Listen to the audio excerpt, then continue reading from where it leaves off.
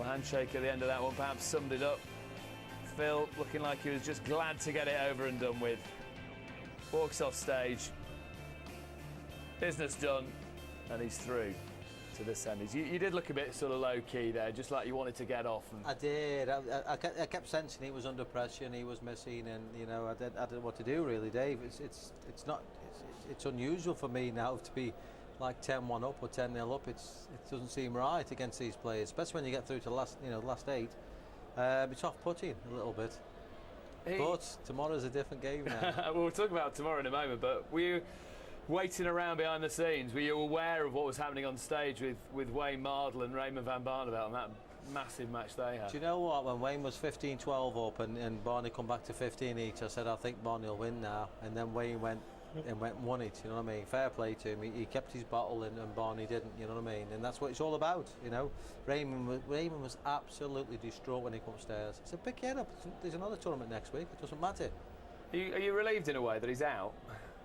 No, it doesn't make any difference. I think James has been playing, I think, the best darts in the other half. I think I've been playing the best darts in our half. Not tonight, but before tonight. You against Dennis Priestley again. I mean, you must have lost count the number of times you've booked. 58 now. Yeah, he's a lot older than that. He is, honestly. I've roomed with him for 20 years. He was 40 then.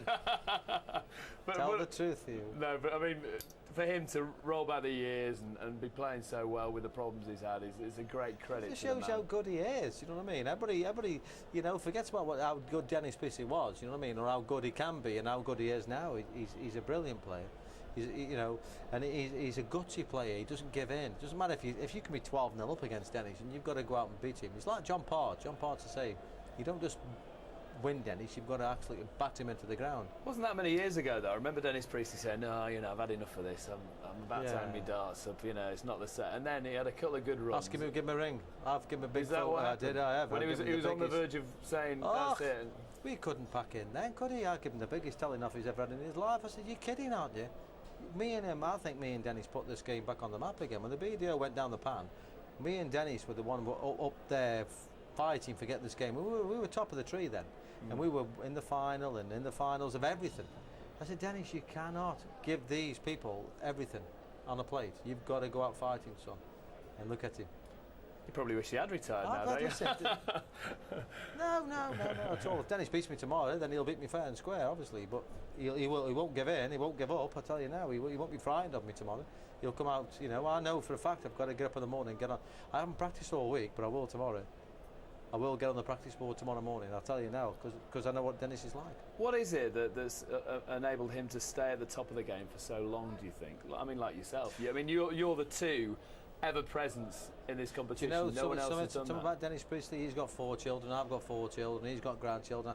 We look after his families. We're family people, and that's our bread and butter. Do you know what I mean? What we do with our bread and butter is we look after his families. You know, he looks after young Adam and his son and his daughters and everything else. And that's what I do. Do you know what I mean? And that's your motivation. He's got to get up in the morning. He's got to do his work because he's got a big family like I have. And we started when we had nothing. Then I remember I won. I forget what it was now. Me and Dennis were standing in then, and I won something like 20 grand, and I put it in shares with the PDC. And Dennis went, "What are you doing?" Do you know what I mean? That's £10,000. That was a lot. I said, "Well, they need this money. Obviously, we're going to court then, so we had it in shares." He's glad now. He's glad I did it because I knew about it the other night. But £10,000 then, you might as well have said 10 million because that's how much it was to us. But we stuck in. We stuck together, all of us, and we did it. And now Dennis is, you know, bless him, I love him. If he beats me, he beats me. If he doesn't, he doesn't. You know what I mean? There's no animosity between me and him. Hey, listen, congratulations. We'll let you rest up. You're first on tomorrow night, which makes a change, doesn't it, being first up? You're normally second up. What time's that, 7 o'clock? 7 o'clock. Thank you. Not in the afternoon. Not in the afternoon. Is he on tomorrow night? He's not used to this. He'll be tired by 7 o'clock. See you tomorrow, pal. All right, cheers. Phil Taylor through to the semis where he's taking on Dennis Priestley.